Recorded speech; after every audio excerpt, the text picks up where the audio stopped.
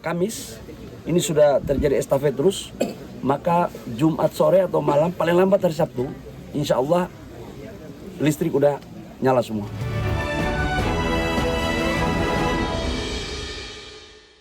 Menteri Energi dan Sumber Daya Mineral Bahlil Lahadalia memastikan pasokan listrik dan BBM di daerah terdampak bencana banjir bandang dan longsor segera pulih dan normal sedia kala. Menteri SDM Bahlil Lahadalia dalam meninjau langsung dampak kerusakan akibat banjir dan longsor yang ada di Kabupaten Bireun, Provinsi Aceh memastikan pemerintah terus melakukan percepatan pemulihan infrastruktur, ketenaga listrikan dan percepatan distribusi penyaluran BBM di kawasan terdampak. Salah satunya dengan percepatan pemasangan tower listrik emergensi yang bisa dibangun hanya dalam waktu 2 hari. Kemudian dilanjutkan penyambungan kabel listrik yang rusak. Di samping sektor kelistrikan, Bahlil juga melakukan relaksasi pada regulasi pembelian BBM untuk daerah terdampak bencana, yakni untuk daerah Aceh, Sumatera Utara, dan Sumatera Barat tidak perlu lagi menggunakan barcode untuk membeli BBM di SPBU.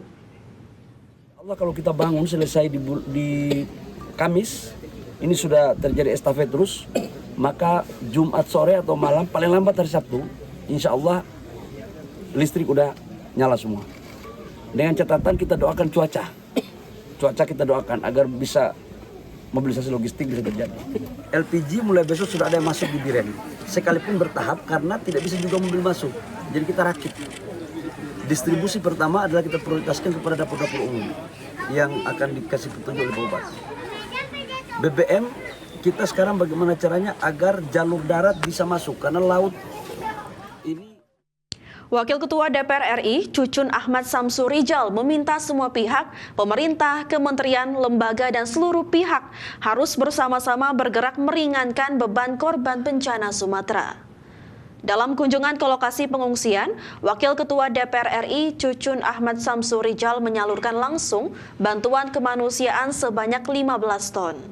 Cucun meninjau langsung sejumlah posko dan berinteraksi dengan para pengungsi. Dirinya menyampaikan bahwa masyarakat tetap menunjukkan ketabahan, namun sangat membutuhkan kepastian langkah pemerintah dalam penanganan jangka menengah dan panjang.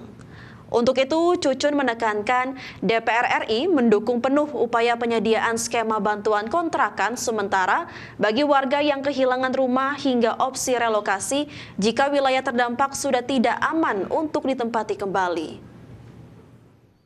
Ada SOP-nya ya di BNPB, bukan hanya hunian yang terkena dampak, fasilitas umum, sekolah, ya, sekolah-sekolah di bawah Dikdasmen, sekolah-sekolah di bawah agama, ada sekolah gereja, ada sekolah agama lain, itu sudah ada SOP-nya. Nanti pendataan akan dilakukan oleh pemerintah daerah dan BNPB akan langsung melakukan koordinasi dan konsolidasi.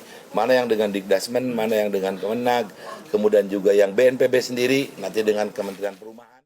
Pemirsa, dampak bencana banjir bandang dan longsor yang terjadi di Sumatera Utara, Sumatera Barat, dan Provinsi Aceh cukup besar mengakibatkan kerugian ekonomi. Direktur Eksekutif Center of Economic and Law Study atau Celios, Bima Yudhistira mencatat dampak kerugian ekonomi akibat bencana Sumatera mencapai 68,67 triliun rupiah. Bima menyebutkan bencana ekologis yang terjadi di Sumatera Utara, Sumatera Barat, dan Provinsi Aceh ini telah mengakibatkan kerugian ekonomi yang cukup besar, 68,67 triliun rupiah.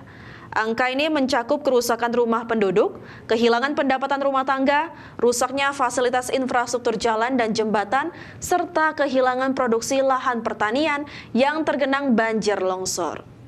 Celios menilai bencana ekologis dipicu oleh alih fungsi lahan karena deforestasi sawit dan pertambangan.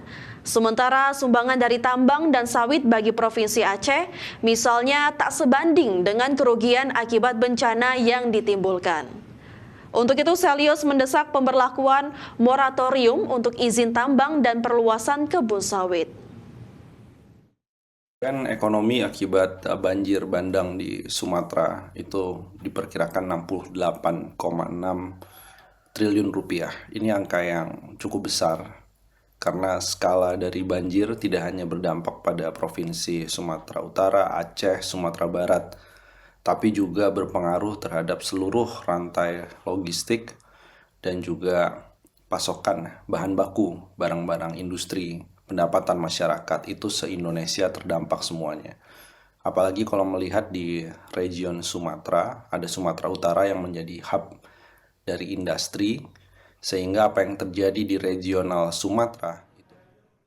Pemirsa, Badan Nasional Penanggulangan Bencana mencatat hingga Rabu pagi, korban tewas dalam bencana banjir dan longsor di Aceh, Sumatera Utara, dan Sumatera Barat bertambah menjadi 753 orang. Adapun jumlah total warga terdampak banjir besar tembus 3,3 juta jiwa. Badan Nasional Penanggulangan Bencana mencatat korban tewas dalam bencana banjir dan longsor di Aceh, Sumatera Utara, dan Sumatera Barat bertambah menjadi 753 orang hingga Rabu pagi. Berdasarkan data yang ditampilkan dalam situs resmi BNPB, jumlah korban hilang sebanyak 650 orang di 3 provinsi terdampak tersebut. Rinciannya korban meninggal di Aceh sebanyak 218 orang dan 227 korban hilang orang. Kemudian di Sumut korban meninggal 301 orang dan korban hilang 163 orang. Sedangkan di wilayah Sumbar tercatat korban meninggal sebanyak 234 orang dan 260 orang lainnya masih dinyatakan hilang. Sementara itu korban luka-luka dalam bencana ini mencapai 2.600 orang di 3 provinsi tersebut. Lalu jumlah total warga terdampak banjir besar di Aceh, Sumut, dan Sumbar tembus 3,3 juta jiwa. Tim Liputan IDXNO.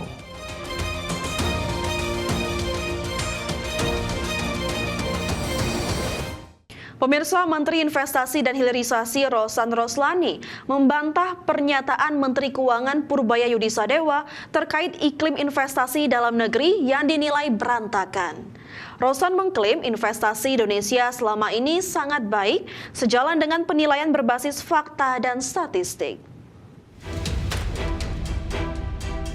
Dalam rapat kerja dengan Komisi 12 DPR RI, Menteri Investasi dan Hilirisasi yang juga Kepala BKPM Rosan Roslani membantah pernyataan Menteri Keuangan Purbaya Yudisadewa terkait iklim investasi dalam negeri yang dinilai berantakan dan kalah bersaing dari Vietnam dan Malaysia. Menurut Rosan, iklim investasi Indonesia selama ini sangat baik, sejalan dengan penilaian berbasis fakta dan statistik. Rosan juga menyebut keberadaan Peraturan Pemerintah Nomor 28 Tahun 2025 menjadi bukti perbaikan iklim investasi. Keberadaan PP tersebut justru mempercepat proses perizinan lintas kementerian. Intinya memang kami di Kementerian Investasi ini mencoba terus meningkatkan iklim investasi secara terus-menerus, termasuk dengan beberapa usulan kebijakan yang sudah kami lakukan, diantaranya tadi kami sampaikan dengan adanya PP nomor 28. Karena memang betul pimpinan bahwa kita ini berkompetisi dengan negara-negara tetangga, dengan negara ASEAN lainnya, itu kita memang berkompetisi.